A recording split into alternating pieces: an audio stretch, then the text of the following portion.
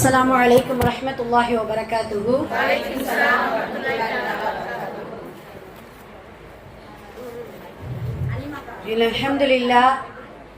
الحمد لله رب العالمين نحمده ونصلي على رسوله الكريم إلى يوم الدين أما بعد فقد قال الله تعالى في القرآن الكريم والفرقان المجيد فأعوذ بالله من الشيطان الرجيم بسم الله الرحمن الرحيم. எல்லா புகழும் இறைவனுக்கே, அல்லாஹுடைய அன்பும் அருளும் எம்பெருமானார் ரசூலை கரீம் ஸல்லல்லாஹு அலைஹி வஸல்லம் அவர்கள் மீதும் நம் அனைவரின் மீதும் என்றென்றும் நின்று நிலவட்டுமாக. ஆமீன்.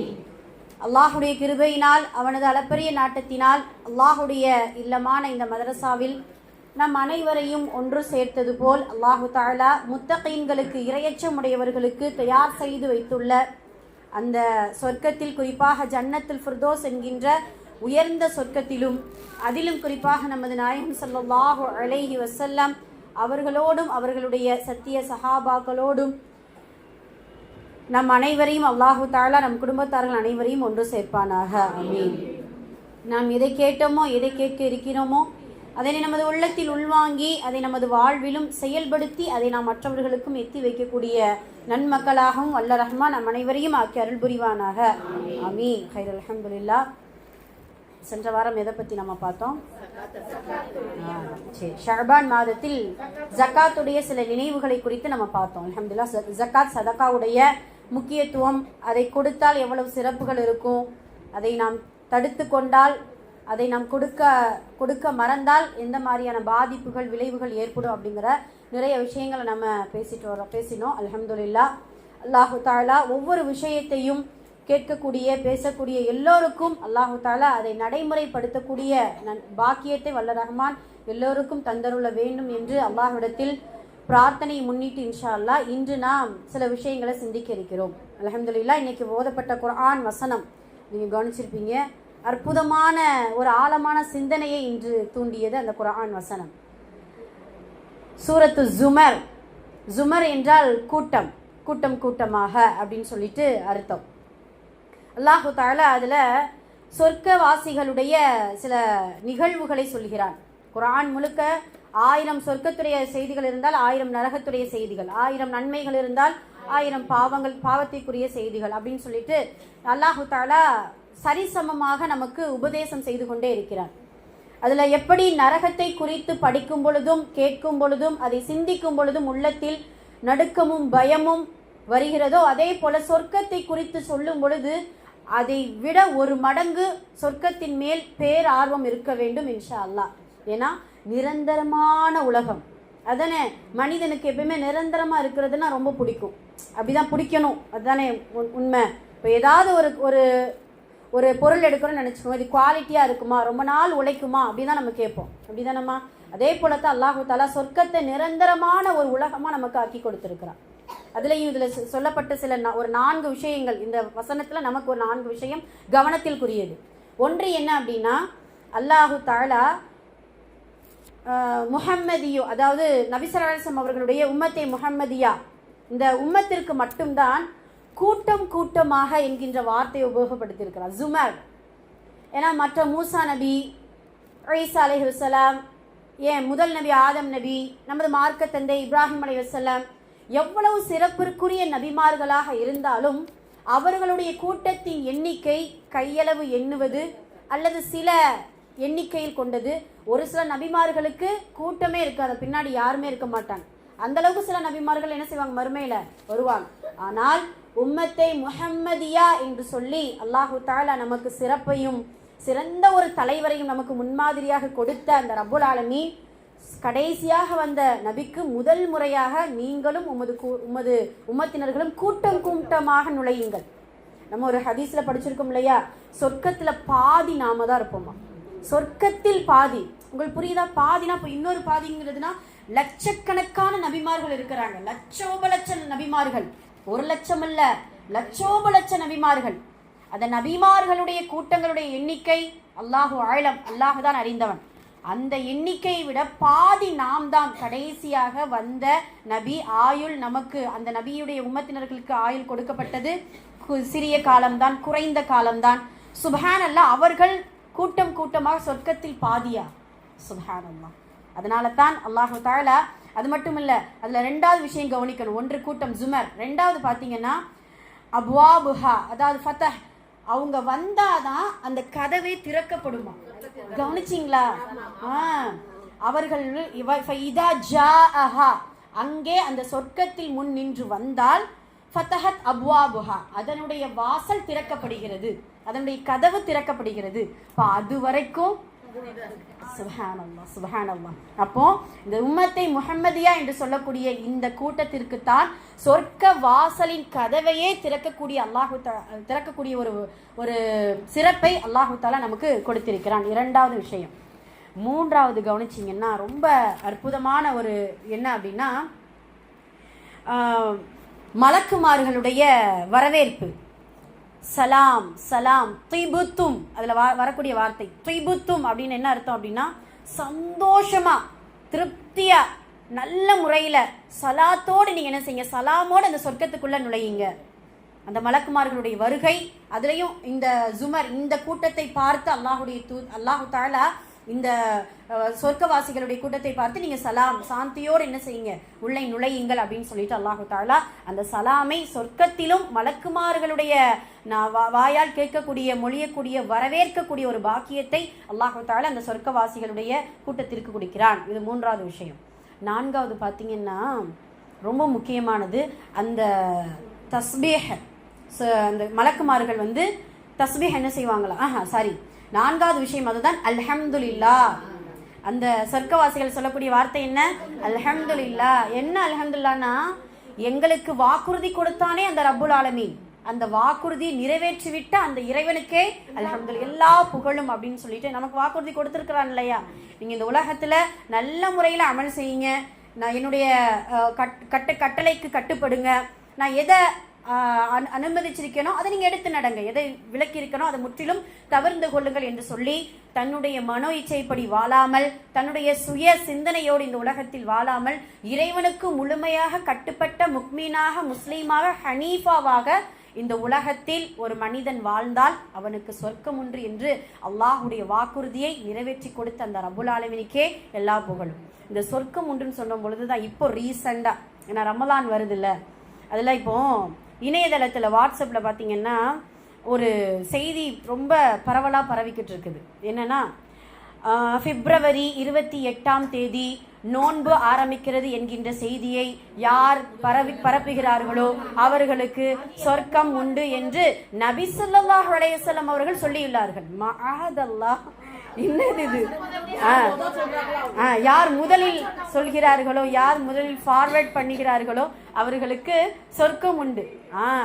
எந்த ஒரு கண்ணும் பார்த்திடாத, கேட்டிடாத, மனிதனின் உள்ளத்திற்கு கற்பனை கூட செய்து பார்த்திடாத அந்த அவ்வளோ பெரிய சொர்க்கத்தை லைட்டா அந்த ஃபார்வர்ட் பண்ணி விட்டு எல்லாம் கொடுத்துருவானா. என்னது, என்ன நியாயம்? இப்படிதான் நிறைய பேர், அதுல சில பேர் அதை பத்தி தெரிஞ்சவங்க அப்படின்னு சொல்லும் பொழுது நம்ம அதை ஃபார்வர்ட் பண்ண மாட்டோம். நிறைய பேர் என்ன செய்வாங்க, சொர்க்கம் கிடைக்குது ஈஸியா, இதை ஃபார்வர்ட் பண்ணால் நமக்கு சொர்க்கம் வந்துருமா அப்படின்னு சொல்லிட்டு அதை என்ன செய்யறாங்க, இது பண்ணிட்டு இருக்கிறாங்க, அதுல பகிர்ந்து கொண்டு இருக்கிறாங்க. அப்படி ஒன்று கிடையாது. அது பலகீனமாக்கப்பட்ட, இட்டுக்கட்டப்பட்ட ஒரு செய்தி. இன்ஷா அல்லாஹ் யாராவது அப்படி வந்த வாட்ஸ்அப்ல அனுப்புறாங்க, உங்களுக்கு ஏதாவது பிரைவேட்டா இன்பாக்ஸ்ல மெசேஜ் வருது அப்படின்னு சொன்னா தயவு செய்து நீங்க ஃபார்வர்ட் பண்ணக்கூடாது. அது ஒண்ணு. யார் ஃபார்வர்ட் பண்ணாங்களோ அவங்கள்ட்ட என்ன செய்யணும், இதெல்லாம் தயவு செஞ்சு போடாதீங்க, இது வந்து சரியான விஷயங்கள் கிடையாது அப்படின்னு சொல்லிட்டு. ஏன்னா ரசூல் ஸல்லல்லாஹு அலைஹி வஸல்லம் சொல்றாங்க இல்லையா, பிறையை பார்த்து நோன்பு வையுங்கள், பிறையை பார்த்து நோன்பு விடுங்கள். அது என்ன பிப்ரவரி 28 கன்ஃபார்மா நமக்கு கிடையாது. கேலண்டர்ல நம்ம பார்த்துடுறோம், அப்புறம் நமக்கு ஒரு கணிப்பா இருக்குது அப்படின்னு சொல்லிட்டு ஒரு சில பேர் மார்ச் 2ன்னு சொல்றாங்க, மார்ச் 1ன்னு சொல்றாங்க. எத்தனையோ பிறையை தெரிந்தால் நமக்கு நோன்பு தான், பிறை தெரிந்தால் நமக்கு பெருநாள் தான், அவ்வளவுதான். ஏன் பிறையே தெரியல, மேகம் மூட்டமா இருக்கு, அதுக்கும் ரசூலுல்லாஹ் சொல்லி இருக்கிறாங்க, 30 பூர்த்தி செய்து நீங்கள் பெருநாளை கொண்டாடி விடுங்கள். இப்போ எல்லாத்திற்கும் நபி ஸல்லல்லாஹு அலைஹி வஸல்லம் அவர்கள் நமக்கு வழிகாட்டியாக இருக்கிறார்கள். அல்ஹம்துலில்லாஹ். அதனால இந்த விஷயங்களை நம்ம என்ன செய்யக்கூடாது, ஃபார்வர்ட் பண்ணக்கூடாது. இப்போ எதை பத்தி பேசிட்டு இருந்தோம்னா, இந்த சொர்க்கவாசிகளுடைய நிகழ்வை குறித்து பேசிட்டு இருக்கிறோம். கடைசியாக அல்லாஹு தஆலா அந்த மலக்குமார்களுடைய தஸ்பீஹை சொல்கிறான். கடைசி அல்ஹம்துலில்லாஹி ரப்பில் ஆலமீன் என்று சொல்லியே அந்த ஜுமருடைய சூரா முடிவடையும் பொழுது நமக்கு இன்று கிடைத்த ஒரு செய்தி என்ன அப்படின்னா, எப்படி சூரத்துல் ஃபாத்திஹாவுல அல்ஹம்துலில்லாஹி ரப்பில் ஆலமீன் என்று மனிதனுடைய வரலாறை ஆரம்பிக்கப்படுதோ, அந்த மனிதனுடைய வரலாறு சொர்க்கத்திற்குள் நுழைந்து அல்ஹம்துலில்லாஹி ரப்பில் ஆலமீன் என்று ஜுமரோடு நமக்கு முடிவடைகிறது அப்படிங்கிறத இந்த சூரா நமக்கு தெளிவான முறையில் நமக்கு உணர்த்துது. அல்ஹம்துலில்லாஹ். இப்படி குர்ஆனை வாசிக்க அந்த குர்ஆனுடைய தர்ஜுமாக்களையும் தஃப்சீர்களையும் கருத்துக்களையும் சிந்தனைகளையும் எடுத்துக்கொண்டால் நிறைய விஷயங்கள் நம்ம என்ன செய்யலாம், புரியலாம் இன்ஷா அல்லாஹ். அதனால குர்ஆனை ஓதுவோம், ஆராய்ச்சி செய்வோம், அதன்படி அமல் செய்வோம், அதை மற்றவர்களுக்கும் எத்தி வைப்போம் என்கின்ற நோக்கத்தோடு இன்ஷா அல்லாஹ் குர்ஆனை ஓதக்கூடியவர்களாக இருக்க வேண்டும். அல்ஹம்துலில்லாஹ். இன்னைக்கு சூரத்து சஜ்தா ஓதுனாங்க. அல்ஹம்துலில்லாஹ். ரொம்ப அழகான முறையில் ஓதுனாங்க. சஜ்தா சூரா ரொம்ப பிரபலமான ஒரு சூரா. நபி ஸல்லல்லாஹு அலைஹி வஸல்லம் அவர்கள் அடிக்கடி ஓதிய சுன்னத்தான சூறாக்களில் இந்த சூறாவும் ஒன்று. இந்த சூறாவில் வரக்கூடிய சஜ்தா வசனம், அதை கொண்டுதான் இதுல சஜ்தா என்கின்ற அந்த சூறாவுடைய பேரை அல்லாஹு தஆலா குறிப்பிட்டிருக்கிறார். அதனால நம்மளுடைய லிஸ்ட்ல தினமும் ரெகுலரா நம்ம வாக்கியா அர் ரஹ்மான் யாசின் எப்படி ஓதுகிறோமோ அதே போல சில சூறாக்களையும் எடுத்துக்கிறோம் இன்ஷா அல்லாஹ். அப்போ இன்னைக்கு நம்ம ஓதுனோம்னே சூரா கஹ்ஃப்.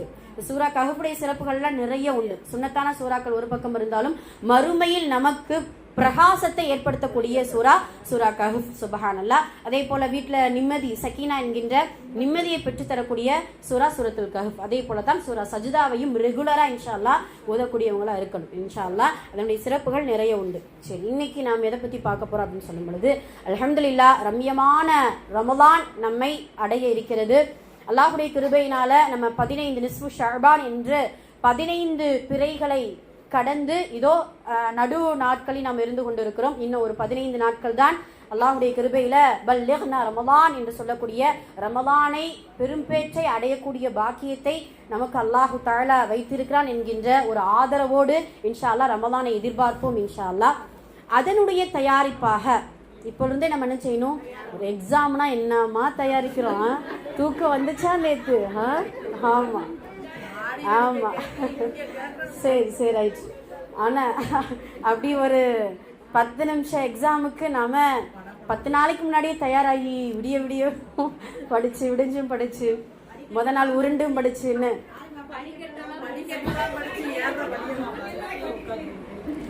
சரி ஓகே. இல்லை, நேற்று ஒரு விஷயம் சொன்னதுதான் எனக்கே ரொம்ப ஆச்சரியமா இருந்துச்சு. நம்ம பெத்தா வரலையா பெத்தா? சரி, பெத்தா சொன்னாங்கம்மா, இத்தனை வருஷ காலத்துல முன்னாடி இப்படி உட்காந்து உஸ்தாதுங்கிற பயம் இப்பதான் எனக்கே வருதுமா அப்படின்னு சொன்னாங்க. என்ன அப்படி? ஆமா, கைரலாம். இல்லை அது ஒரு இயற்கை தான். ஒரு எக்ஸாம்னா ஒரு பயம் வரும். அதில் ஓரல் எக்ஸாம்ங்கிறது கொஞ்சம் பயம்தான் இருக்கும். சில பேர் ரைட்டிங்கில் நம்ம அடிச்சு தூள் கிளப்பிடலாம். ஆமாம், மூச்சு வாங்கிச்சு. அதில் வேற படியில் ஏற விட்டோமா, அது பெரிய மூச்சு வாங்கிடுச்சு. சரி, அல்ஹம்துலில்லாஹ். எல்லா முயற்சிக்கும் நிறைய பலன்களையும் நிறைய நன்மைகளையும் பயனுள்ள கல்வியையும் இன்ஷா அல்லாஹ் கொடுப்பான். ஏன்னா எந்த முயற்சியும் வீணாகவே செய்யாது. இஸ்லாமிய மார்க்கத்தில் அதுவும் இறைவன் நாடிய இறைவன் தேடிய கல்வியை நம்ம கற்கும் பொழுது இன்ஷா அல்லாஹ் நமக்கு அது வீண் போகாது. ஒரு அறிஞர் சொல்வார், எங்கள் உஸ்தாத் அடிக்கடி அதை சொல்லுவாங்க, படிக்காமல் இருப்பதை விட பிறக்காமல் இருந்து விடு அப்படின்றவார். நல்ல வார்த்தை இல்ல? படிக்காமல் இருப்பதை விட பிறக்காமல் இருந்து விடு அப்படின்னு சொல்லுவார். ஏதாவது நம்ம கஷ்டமா இருக்கு உஸ்தாத், ரொம்ப கஷ்டமா இருக்கு படிக்க அப்படின்னு சொன்னா இந்த வார்த்தையை சொல்லிடுவார். அடுத்து பேச்சே வராதுங்கிட்ட, ஐயோ நாங்க பிறந்துட்டோம், அடுத்து படிச்சே ஆகணுமே அப்படின்னு சொல்லிட்டு படிச்சுக்கிறதுனால இன்ஷா அல்லாஹ் இருக்கிற வரைக்கும் கண் ஒளியையும் கூர்மையான அறிவையும் அல்லாஹ் கொடுத்திருக்கிறான். அல்ஹம்துலில்லாஹ். அதை மழுங்கி போகக்கூடிய அந்த முதுமையை மாதல் அடையக்கூடாது. அப்படி ஒரு காலம் வருவதற்கு முன்னால் நல்ல முறையில் கண் ஒளிவையும் கூர்மையான அறிவையும் நல்ல ஒரு படிப்பையும் இன்ஷா அல்லாஹ் எடுத்துக்கொள்வோம். அல்ஹம்துலில்லாஹ். சரி, இன்னைக்கு ரமலான் வர்றதுக்கு முன்னாடி சில தயாரிப்புகள் அப்படின்னு சொன்னோம். அதனால 5 விஷயத்தை, ரமலான் வருவதற்கு முன் 5 விஷயத்தை குறைத்து கொள்ளுங்கள், 5 விஷயத்தை அதிகப்படுத்தி கொள்ளுங்கள் அப்படின்னு சொல்லிட்டு இன்ஷா அல்லாஹ் ஒரு முக்கியமான சில விஷயங்களை நம்ம பேச போறோம். எப்படி நம்ம ஒரு பரீட்சைக்கான ஒரு தயாரிப்பு எவ்வளவு தயாரிப்புல மும்முரமா இருந்தோமோ அதே போல ரமலான் என்பது நமக்கான ஒரு மிக முக்கியமான ஒரு பரீட்சை. அந்த பரீட்சைக்கு நல்ல முறையில உடலாலும் உள்ளத்தாலும் செயலாலும் இன்ஷா அல்லாஹ் நம்ம நல்ல முறையில் தயாராக இருக்க வேண்டும். அல்ஹம்துலில்லாஹ். இன்னைக்கு அந்த ரமலானை குறித்து தான் நம்ம பேச போகிறோம். ரமலான் அப்படின்னாலே நமக்கு தெரியும் ரொம்ப சிறப்பிற்குரிய மாதம். எந்த அளவுக்கு சிறப்பு அப்படின்னா ஒரு எக்ஸாம்பிள் சொல்லிடலாமே. நமக்கு தெரியும், அதாவது கண்ணியமாக்கப்பட்ட மாதம் அப்படின்னு சொல்லிட்டு 4 மாதங்கள் அல்லாஹ் குர்ஆனில் சொல்கிறான். ஆனால் அர்பஉல் ஹுரும், அதாவது கண்ணியமாக்கப்பட்ட நம்ம மாதம் 4, அந்த 4 பேரையும் குர்ஆனில் சொல்லலை. 4 மாதம் தான் சொல்லியிருக்கார். ரசூலுல்லாஹ் அதற்கான அது என்ன மாதங்கிறத நமக்கு சொல்லி கொடுத்துருக்கிறாங்க. அப்போ பெயர் சொல்லப்படாத 4 மாதம் ஒரு பக்கம் இருக்க, பெயர் சொன்ன ரமலான் எங்கே? சுபஹானல்லாஹ். ஷஹ்ரு ரமலான், அல்லாஹ்வே என்ன செஞ்சிட்டான்? பெயர் சொல்லிட்டான். சுபஹானல்லாஹ். அப்போ அந்த ரமலான் என்பது அல்லாஹுவால் சொல்லப்பட்ட, குர்ஆனில் அறிமுகப்படுத்தப்பட்ட, கியாமத் நாள் வரைக்கும் அலியா நீங்கா இடம்பெற்ற சிறப்பிற்குரிய ஒரு மாதம் தான் இந்த ரமலான் என்கின்ற ஒரு மாதத்தை நம்ம இன்ஷா அல்லாஹ் அடைய இருக்கிறோம். அப்படியான சிறப்பிற்குரிய மாதத்திற்கு நாம் என்ன தயார் செய்து வைக்க வேண்டும், எப்படி தயார் நிலையில் இருக்க வேண்டும் அப்படிங்கறத இன்ஷா அல்லாஹ் நம்ம இன்னைக்கு சிந்தனையில் எடுத்துக்கொள்வோம். முதல்ல ஒரு 5 விஷயம் குறைக்க வேண்டும். என்ன அப்படின்னு சொன்னா, ஃபர்ஸ்ட் எதை நாம் குறைக்க வேண்டும் என்றால் ரொம்ப ரொம்ப ரொம்ப முக்கியமானது, நேரத்தை வீணடிப்பதை குறைத்துக் கொள்ளுங்கள். நேரத்தை வீணடிப்பதை குறைத்துக் கொள்ளுங்கள் அப்படிங்கிறத முதல்ல நம்ம சிந்தனைக்கு எடுத்துக்கிற வேண்டும். சுப்ஹானல்லாஹ். ஏன்னா வாய்ப்புகள் அப்படிங்கறது அல்லாஹு தஆலா அடிக்கடி கொடுத்து கொண்டுதான் இருக்கிறார். ஒரு புத்திசாலி, ஒரு அறிவாளியுடைய ஒரு பழக்கம் என்ன அப்படின்னா, வாய்ப்புகளை கிடைக்கும் பொழுதெல்லாம் என்ன செய்யணுமா, அதை பயன்படுத்திக் கொள்வதுதான் ஒரு அறிவாளியுடைய நல்ல பழக்கம் அப்படிங்கிறத நம்ம தெரிந்து கொள்ள வேண்டும். நம்ம இதுக்கு ஒரு எக்ஸாம்பிள் சொல்லலாம், எந்த அளவுக்கு வாய்ப்புகள் நம்ம பயன்படுத்திக்கிறணும் அப்படிங்கிறதுக்கு. ஒரு மரண செய்தியை கேட்டால் என்ன சொல்லுவோம்? இன்னா லில்லாஹி வ இன்னா இலைஹி ராஜிஊன். அப்போ மரண செய்தியை கேட்டாலும் சரி, ஒரு துக்கமான செய்தியை கேட்டாலும் சரி, ஒரு பொருள் தொலைஞ்சாலும் சரி, ஏதாவது ஒன்று நழுவ விட்டாலும் சரி, ஏதாவது ஒன்று நடக்கும் பொழுது இன்னா லில்லாஹி வ இன்னா இலைஹி ராஜிஊன் அப்படின்னு சொல்லுவோம். ஆனால் இன்னா லில்லாஹி வ இன்னா இலைஹி ராஜிஊன் என்று சொல்ல தகுதி பெற்ற ஒரு விஷயம் என்னவென்றால், கடந்து வந்த, நல்லா கவனிக்கணும், கடந்து வந்த ஆயுளை நினைத்து, கடந்து வந்த காலத்தை நினைத்து, நழுவ விட்ட நேரங்களை நினைத்து இன்னா லில்லாஹி வ இன்னா இலைஹி ராஜிஊன் என்று சொல்லிக் கொள்ள வேண்டும். அதுதான் பொருத்தமான தகுதியான ஒன்று அப்படிங்கிறத சொல்லுவாங்க. ஏன் அப்படின்னா, மரண செய்தியை கேட்டால், ஏன்னா மரணித்தவர் இறந்துட்டார், இறந்தா மீண்டும் என்ன செய்ய முடியாது, வர முடியாது. அதே போலத்தான் காலம், நாம் கடந்து சென்ற காலம் மரணித்து விட்டது, நாம் வீணடித்த வயது மரணித்து விட்டது, நாம் வீணாக கழித்த நேரம் மரணித்து விட்டது. அப்ப இப்பொழுது இந்த சிந்தனை, எத்தனை வயது நம்ம கடந்து வந்திருக்கிறோமோ அத்தனை வயது இருக்கும். சுப்ஹானல்லாஹ். இப்போ 40 வயதா, 40 வயது இன்னா லில்லாஹி வ இன்னா இலைஹி ராஜிஊன் அப்படிதானே? அதுதானே உண்மை. இப்போ அந்த வயதெல்லாம் கவனிச்சு இன்னா லில்லாஹி வ இன்னா இலைஹி ராஜிஊன். இனிமேல் வரக்கூடிய வாய்ப்புகள், வயதுகள், காலங்கள், நேரங்களை நல்ல முறையில் இன்ஷா அல்லாஹ் பயன்படுத்த வேண்டும் என்றால் அல்லாஹ்விடத்துல நிறைய துஆ செய்து, யா அல்லாஹ் அல்ஹம்துலில்லாஹ், இன்றும் எனக்கு நிறைய ஆயுள் காலத்தை கொடுக்க வேண்டும் ரப்பே, நன்மை செய்யக்கூடிய நீண்ட ஆயுள் காலத்தை கொடுத்து, நல்ல வாய்ப்புகளை கொடுத்து, நேரத்தை வீணடிக்காமல் நல்ல முறையில் கழிக்கக்கூடிய பாக்கியத்தை கொடு அப்படின்னு சொல்லிட்டு அல்லாஹ்விடத்தில் பிரார்த்தனையின் மூலம் வரவேற்கக்கூடியவர்களாக இருக்க வேண்டும். முதல்ல அதுதான், நேரத்தை வீணடிக்காதீர்கள். கடந்து விட்ட காலங்களுக்கு ஒரு இன்னா லில்லாஹி சொல்லிவிட்டு வரக்கூடிய காலங்களுக்கு இன்ஷா அல்லாஹ் அல்லாஹ்விடத்தில் துஆ பிரார்த்தனை செய்து வரவேற்கக்கூடியவர்களாக இருக்க வேண்டும்.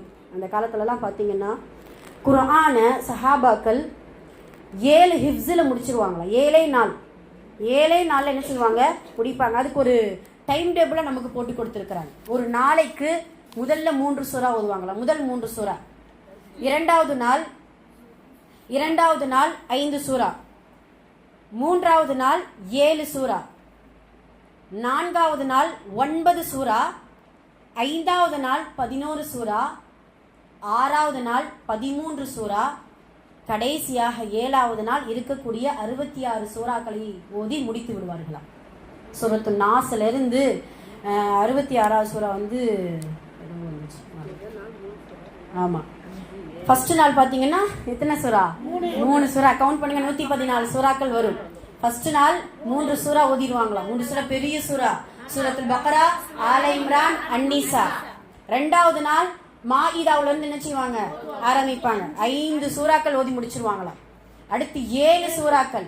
ஏன்னா சூறா வந்து பாத்தீங்கன்னா பெருசுல இருந்து அப்படி என்ன செய்யும், குறைஞ்சுக்கிட்டே போகும் இல்லையா, 7 சூறா.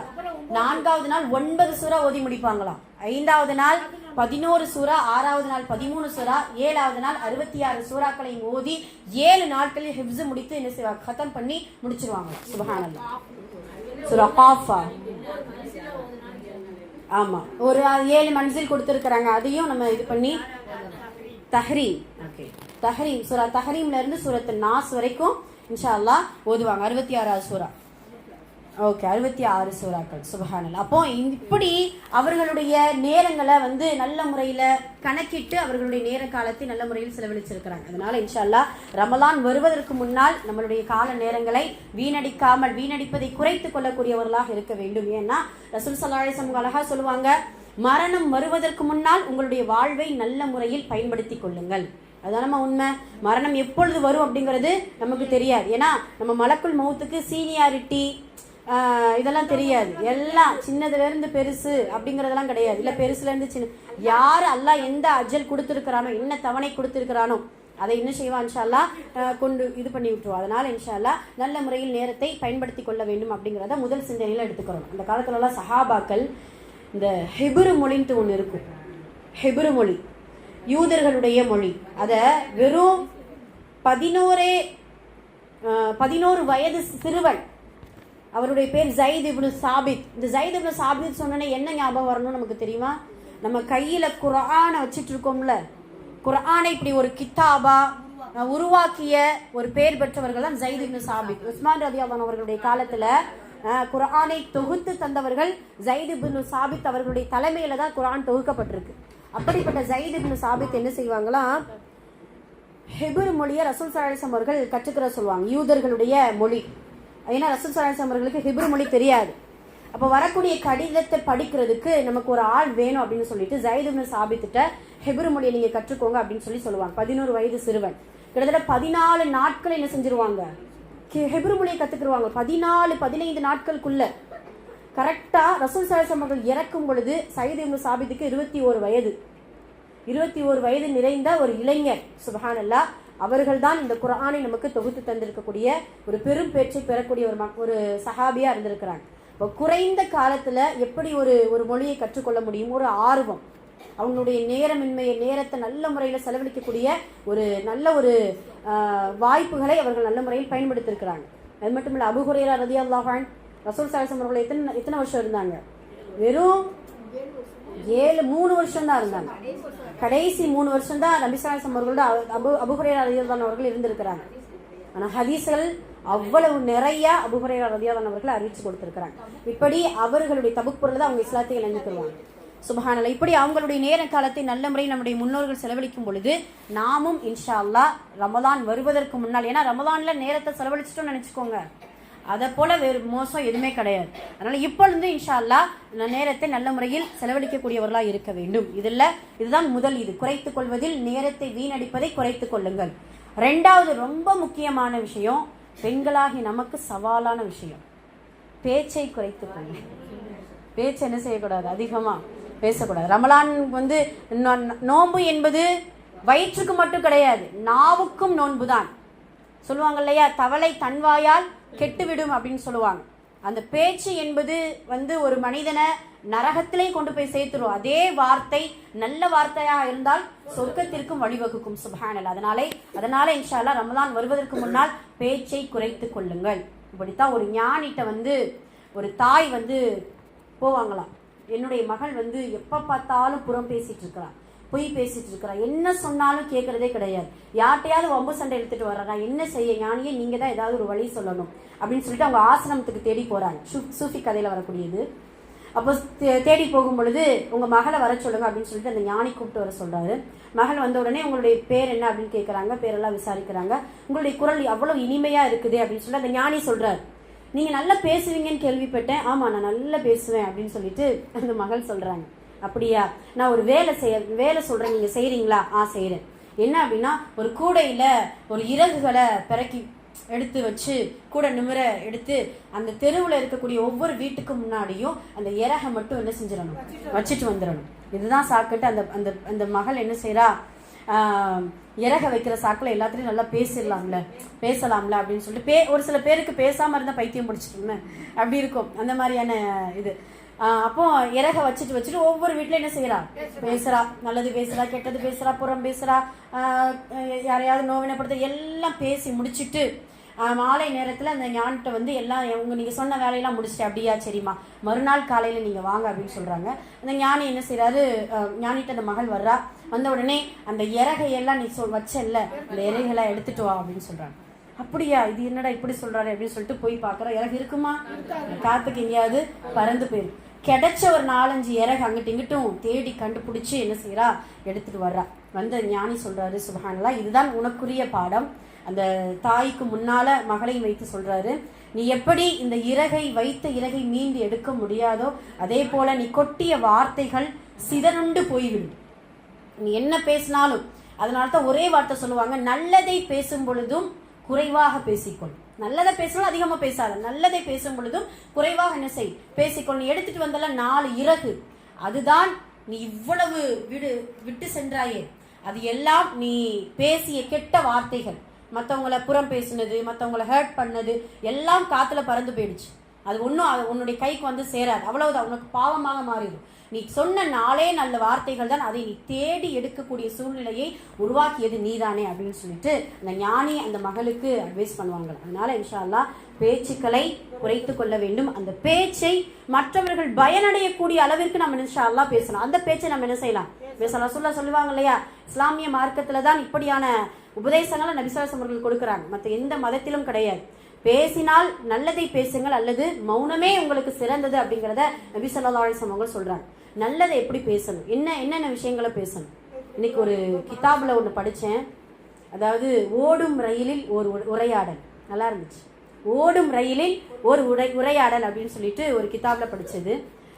ஒரு ரயிலில் ஒரு ட்ராவல் பண்ணிட்டு இருக்கிற 2007 நடந்த சம்பவம். இப்போதான் நமக்கு ரீசெண்டாக ட்ராவல் பண்ணிட்டு இருக்கும்போது ஒரு முஸ்லீம் அப்போது உட்காந்துருக்கிறாரு. ரயிலில் எல்லாருமே, ட்ரெயினில் எல்லாருமே உட்காந்துருக்குறாங்க. உட்காந்துருக்கும்போது அந்த முஸ்லீம் சொல்கிறார், நான் எல்லாரையும் பார்த்தேன், புது முகங்கள் எல்லாருமே உட்கார்ந்துருந்தாங்க. எனக்கு எதிராக ஒரு 35 வயது நிறைந்த ஒரு மனிதர் உட்கார்ந்திருந்தார். பார்க்க ரொம்ப அழகாக இருந்தார். அவருடைய ஆடை ரொம்ப தூய்மையானதாகவும் நேர்த்தியாகவும் இருந்தது. அரக்கை சட்டை போட்டிருந்தாரு, பேண்ட் போட்டிருந்தார். இதெல்லாம் நான் கவனிச்சுட்டு உட்கார்ந்துருந்தேன். நல்ல பெரிய பணக்கார வீட்டு ஒரு பையனாக இருந்தார் அப்படின்னு சொல்லிட்டு சொல்றாரு. சொல்லி முடிச்ச உடனே காலையில எழுந்து பார்த்தால் அவர் வந்து ஆடையை ட்ரெஸ் மாத்திருக்கிறாங்க. அந்த இதுக்கு உட்கார்ந்துருக்கவங்க என்ன ட்ரெஸ் போட்டிருக்காரு அப்படின்னா, பாதிரியார். அந்த ஒரு இது போடுவாங்க இல்லையா, நீல அங்கி போட்டு கழுத்துல ஒரு சிலுவை. ஆஹா, இவர் பாதிரியாரோ அப்படின்னு சொல்லிட்டு நான் அவரிடத்தில் பேச்சு கொடுக்க ஆரம்பித்தேன். நீங்க ஒரு கிறிஸ்தவ பாதிரியாரா என்று கேட்டேன். ஆமா, நான் இப்படி வந்து பாளையங்கோட்டையிலிருந்து நான் வர்றேன். சென்னையில எங்களுக்கு ஒரு மாநாடு நடக்குது, அதுல நாங்க கலந்துக்கிறதுக்காக நான் போறேன். அப்படியா, இந்த கிறிஸ்தவ மதத்தை பத்தி கொஞ்சம் தெரிஞ்சுக்கணும்னு ஆசைப்படுறேன். நான் உங்களிடத்துல சில கேள்விகள் கேட்கலாமா அப்படின்னு கேட்குறாங்க. அதுக்கு அந்த பாதிரியார் கேளுங்க அப்படின்னு சொல்றாங்க. ஃபர்ஸ்ட் கேள்வி இதுதான், குர்ஆன் என்கின்ற வார்த்தை எங்களுக்கு குர்ஆனுக்குள்ள இருக்குது. அர் ரஹ்மான் அல்லமல் குர்ஆன் அப்படின்ட்டு குர்ஆன் என்கின்ற வார்த்தை குர்ஆனுக்குள்ள இருக்குது. பைபிள் என்கின்ற வார்த்தை உங்களுடைய பைபிளுக்குள்ள இருக்குதா அப்படின்னு கேட்கிறாங்க. இல்லையா, பைபிள் என்கின்ற வார்த்தையே பைபிளுக்குள்ள இல்லையா. சுப்ஹானல்லாஹ். இல்லை, எனக்கு தெரியாது அப்படின்ட்டு கொஞ்சம் தாமதிக்கிறார். கிட்டத்தட்ட 17 வருஷம் பாதிரியாக ஊழியம் செஞ்சுட்டு இருக்கிறாராம் அந்த பாதிரியார். அவங்க ஹிஸ்டரியில ஃபர்ஸ்டே கேட்டுட்டார். இவர் வந்து நம்ம முஸ்லீம் சகோதரர். கேட்ட உடனே இந்த கேள்விகள்லாம் அடுக்கடுக்கான கேள்விகள். அப்படி 17 வருஷம் ஊழியம் செய்றீங்கன்னு சொல்றீங்க, இதுக்கு இந்த கொஸ்டின் சாதாரண கொஸ்டின் யோசிக்கிறீங்களே அப்படின்னு சொல்றாரு. இப்ப 2வது கொஸ்டின் கேட்கிறார், எங்களுடைய குர்ஆன் மொழி அரபு மொழியில இருக்குது, உங்களுடைய பைபிள் எந்த மொழி அப்படின்னு சொல்றாங்க. ஹிப்ரு மொழின்னு அவர் சொல்றாரு. அதுக்கு நம்ம முஸ்லீம் சகோதரர் சொல்றாரு, எங்களுடைய வேதத்தில் இன்சில் என்கிறது சுரியானி மொழியில் இருக்கப்பட்டதாக நாங்கள் படித்திருக்கிறோம் அப்படிங்கிறத சொல்றாங்க. அப்போ நீங்க ஓதக்கூடிய இந்த பைபிளை எந்த மொழியில் வாசிக்கிறீர்கள் அப்படின்னு கேட்கிறாங்க. நான் தமிழ் ஆங்கில மொழியில் வாசிக்கிறேன். நாங்க எங்களுடைய குர்ஆனை அரபு மொழியில் தான் வாசிக்கின்றோம், இறக்கப்பட்ட மொழியில் தான் நாங்கள் வாசிக்கின்றோம் அப்படின்னு சொல்லிட்டு, அப்ப நீங்கள் ஒத்துக்கொள்கிறீர்களா, நீங்க அக்செப்ட் பண்ணிக்கிறீங்களா? என்ன அக்செப்ட் பண்ண? உங்களுடைய பைபிள் வந்து மொழிபெயர்க்கப்பட்ட ஒரு காப்பி தான், அது ஒரிஜினல் கிடையாது அப்படிங்கறத நீங்க ஒத்துக்கிறீங்களா அப்படிங்கறத சொல்றாரு. இவர் மௌனம் சாதிக்கிறார் அந்த பாதிரியார். ஏன்னா அதுதானே உண்மை. எவ்வளவுதான் இலக்கிய நயத்தோடு ஒரு மொழியை இன்னொரு மொழிக்கு டிரான்ஸ்லேட் பண்ணாலும் சில விஷயங்கள் ஒரிஜினல் போல இருக்காது. குர்ஆனுடைய தர்ஜுமாவை எத்தனை குர்ஆன்ல நம்ம படிச்சிருக்கிறோம். ஐஎஃப்டில ஒரு குர்ஆன் வெளியீடு விடுறாங்க, சலாமத் பதிப்போம், இப்படி ஒவ்வொரு குர்ஆன்லையும் சில தர்ஜுமாக்கள் பொருட்கள் வேறுபடும். அதாவது கருத்துக்கள் ஒன்று போல இருக்கும், அந்த வார்த்தையுடைய ஜாலங்கள் வேறுபட்டு இருக்கும். அப்ப எவ்வளவுதான் இலக்கிய நயத்தோடு இருந்தாலும் குர்ஆன் அரபு மொழியில் ஓதும் பொழுது ஏற்படக்கூடிய தாக்கம் வேற எந்த தமிழாக்கத்திலையும் நம்ம என்ன செய்ய, தமிழ் மொழியில அதுலேயே தமிழ் அரபுல ஓதுனா நமக்கு என்ன செய்யாது, வராது. அப்ப பைபிள் என்பது நீங்க கையில வச்சிருக்கக்கூடிய அந்த வேதம் ஒரிஜினல் இல்லை என்பதை நீங்க ஒத்துக்கிறீங்களா அப்படிங்கறத சொல்றாங்க. அப்ப இதை சொல்லிட்டு இன்னொரு கேள்வி கேட்கிறாங்க. ஒரு உதாரணம் நான் சொல்றேன் தோழரை, நீங்க எதுவும் நினைச்சுக்காதீங்க, நான் இப்படி கேள்வியே கேட்கிறேன் அப்படின்னு சொல்லிட்டு நடுவில் இதையும் சொல்லிக்கிறார்.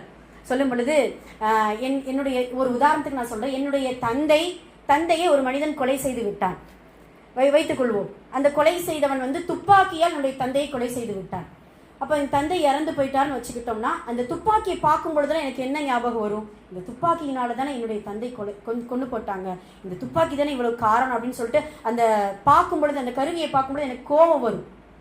அதே இது அந்த கருவியை நான் கொஞ்சம் வேணா ஏதாவது இது பண்ணி வச்சுக்கிறோன்னா வைக்க மாட்டேன்ல.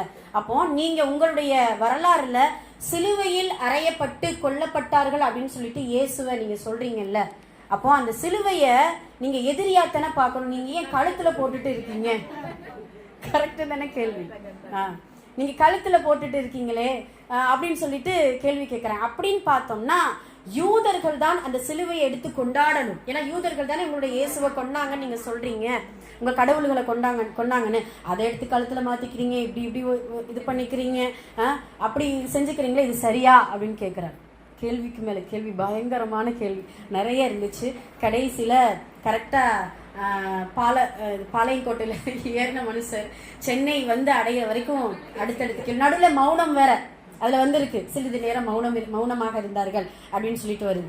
இப்ப இதெல்லாம் முடிச்சிட்டு கடைசியாக தோழர் அந்த பாதிரியார்ட்ட நம்ம இஸ்லாமிய சகோதரர் சொல்றாரு, எதுவும் இவ்வளவு கொஸ்டின் கேட்டுட்டேன் அப்படின்ட்டு நீங்க எதுவும் நினைக்காதீங்க, தயவு செஞ்சு உங்களுடைய மனசு எதுவும் கஷ்டப்பட்டிருந்தா இறைவனுக்காக நீங்க மன்னிச்சுக்கோங்க அப்படின்னு சொல்லும் பொழுது அந்த பாதிரியார் சொல்கிறார், நாங்க எதுவும் நினைக்கல, ஒரு முஸ்லீம் அடுத்த வேற்று மதத்துடைய விஷயங்கள் இவ்வளவு விஷயங்கள் தெரிந்து கொண்டிருக்கிறார் என்கின்ற ஒரு பூரிப்போடுதான் நான் இந்த பயணத்தை நான் முடிக்கிறேன், நீங்கள் சொன்னதையெல்லாம் என்னுடைய நினைவில் வைத்திருக்கிறேன் அப்படின்னு சொல்லிட்டு ஒரு மனமாற்றம் ஒரு பாதிரியாருக்கே ஒரு மனமாற்றத்தை கொடுத்திருக்கிறார். சுப்ஹானல்லாஹ். இது எதுக்காக சொல்ல வந்தோம் அப்படின்னா, நல்ல விஷயங்களை இப்படி பேசும் பொழுது மற்றவர்களுக்கு பயனுள்ளதாக, அதுலேயும் ரொம்ப முக்கியமான இஸ்லாமிய விஷயங்களை சம்பந்தமாக மற்ற இப்படியான சில விஷயங்களில் நம்மளுடைய பேச்சுக்களையும் நம்மளுடைய வார்த்தைகளையும் நல்ல முறையில் உபயோகப்படுத்த வேண்டும் அப்படிங்கிறத இன்ஷா அல்லாஹ் சிந்தனைக்கு நம்ம எடுத்துக்கிறோம் இன்ஷா அல்லாஹ். ஏன்னா ரமலான் வரப்போகிறது, ரமலானில் பேச வேண்டும், எதை பேச வேண்டும், நல்ல விஷயங்களை இன்ஷா அல்லாஹ்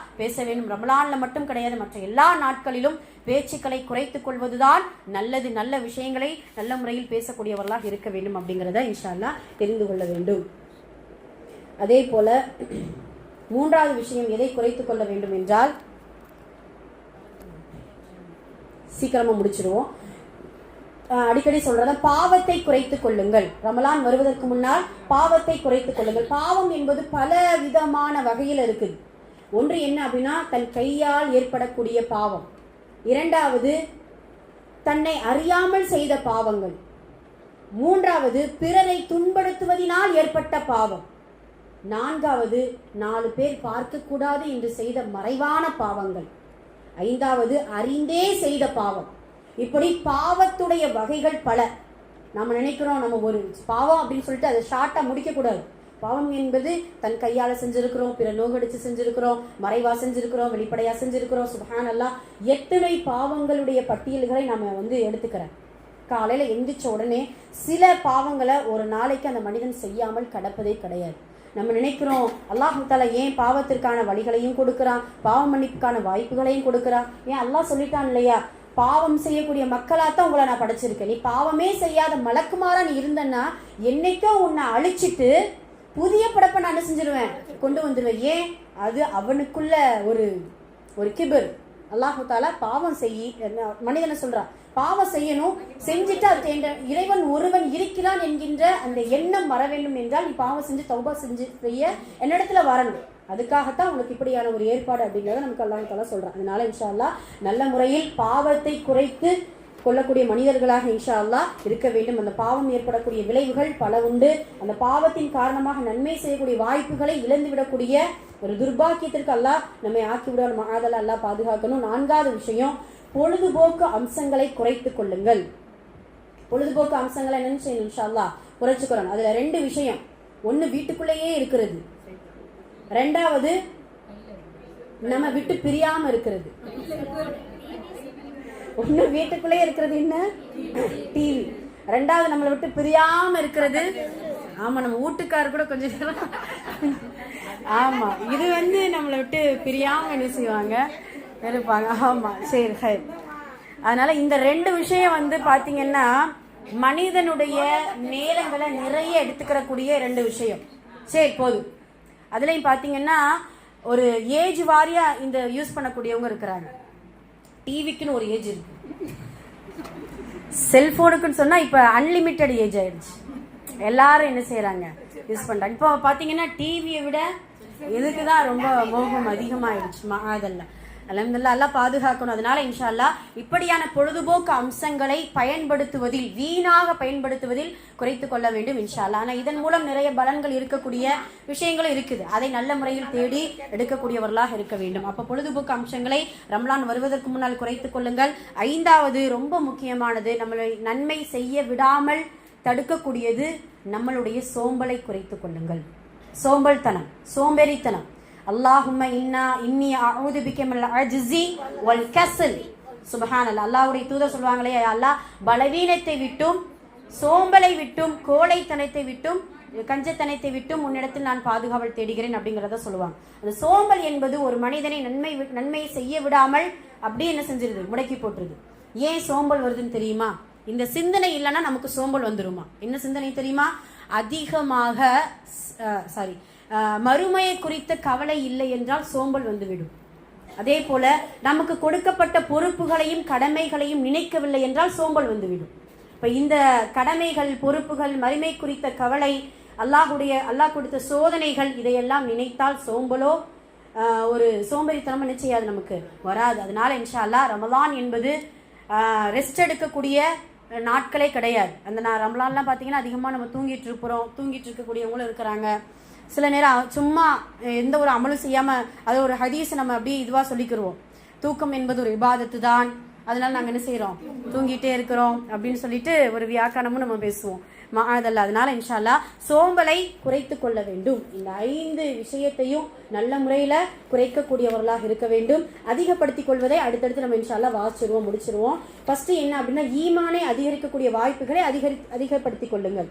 எதெல்லாம் ஈமானை அதிகப்படுத்தும், இப்படியான மஜ்லிஸ் நமக்கு ஈமானை அதிகப்படுத்தும். அதே போல இல்மை தேடிக்கொண்டிருக்கும் பொழுது ஈமான் நமக்கு அதிகமாக இருக்கும். 1 அதிகப்படுத்திக் கொள்ளக்கூடிய முதல் விஷயம். 2வது இறையச்சத்தை அதிகப்படுத்திக் கொள்ளுங்கள்.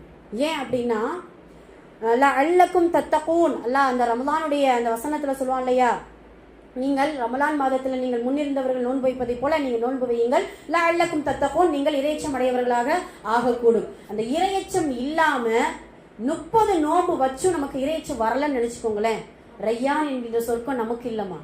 நோன்பு வச்சா என்ன பிரயோஜனம்? நோன்பு வச்சு நம்ம சொல்ற மாதிரி ரையான் என்கின்ற வாசல் நோன்பாளிகளுக்கு உண்டுங்கிறத அல்லாஹ் சொல்லிட்டான்.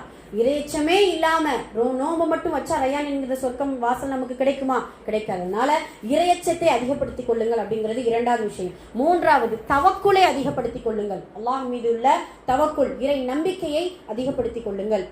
4வது திக்ரை அதிகப்படுத்திக் கொள்ளுங்கள். திக்ரில் தான் குர்ஆன் ஓதுவது, அதே போல தஸ்பீஹ் செய்வது, அதே போல இப்படியான மஜ்லிஸ்களில் கலந்து கொள்வது, இது எல்லாமே திக்ரை அதிகப்படுத்தக்கூடியவர்களாக இருக்க வேண்டும்.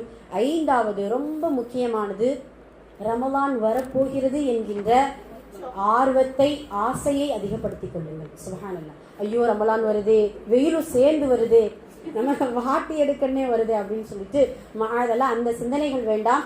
அல்லாஹ்வுடைய தூதரின் சஹாபாக்கள் 6 மாதம் ரமலானை எதிர்பார்த்து கொண்டும் வரவேற்று கொண்டும் இருப்பார்களாம். 6 மாதம் ரமலானை நினைத்து அதில் செய்த அமலை கபுல் செய்து கொள் இறைவா அப்படின்னு சொல்லி கவலைப்பட்டு கொண்டும் இருப்பார்களாம். சுப்ஹானல்லாஹ், வருடம் முழுவதும் ரமதானுடைய எண்ணத்தோடும் சிந்தனையோடும் இந்த சஹாபாக்கள் இருக்க, இதோ 15 நாட்கள் நமக்கு ரமதான் வரப்போகிறது என்கின்ற ஆர்வத்தோடும் ஆசையோடும் எதிர்பார்ப்போடும் இன்ஷா அல்லாஹ் இந்த ரமலானுடைய எதிர்பார்ப்பை அதிகரித்துக் கொள்ளக்கூடியவர்களாக இன்ஷா அல்லாஹ் இருக்கணும். இந்த 5 விஷயத்தை குறைத்துக் கொண்டும் இந்த 5 விஷயத்தை அதிகப்படுத்திக் கொண்டும் இருந்து ரமலானை நல்ல முறையில் அடையக்கூடிய பாக்கியத்தை வல்ல ரஹ்மான் நாம் அனைவருக்கும் தந்தல் புரிவானாக. ஆமீன். அக்குல் கௌலி ஹாதா அஸ்தக்ஃபிருல்லாஹி லனா வ லக்கும் வ ஆகிரு தஅவானா அல்ஹம்துலில்லாஹி ரப்பில் ஆலமீன். அஸ்ஸலாமு அலைக்கும் வ ரஹ்மத்துல்லாஹி வ பரகாத்துஹு.